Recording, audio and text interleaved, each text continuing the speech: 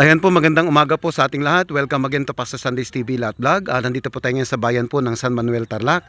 At isang area po na may sukat po na 300 square meters po more or less ang ibinibenta po dito sa halagang 850,000 pesos. So yan po mga madam mga sir, ito po ay along the Barangay Cemented Road.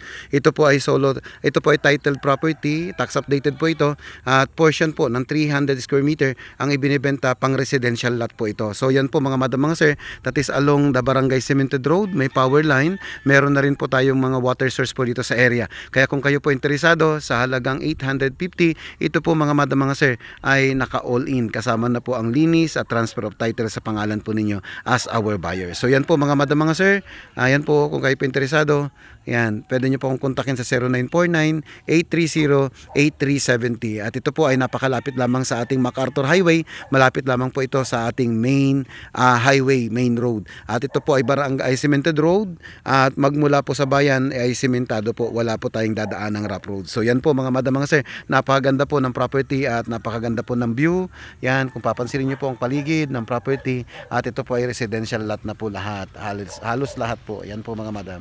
Yan, kung titingnan po natin, ito ang paligid po ng property.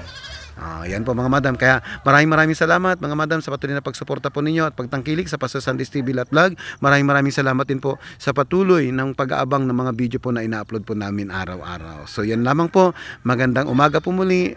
Mabuhay po kayo and God bless you po. Thank you.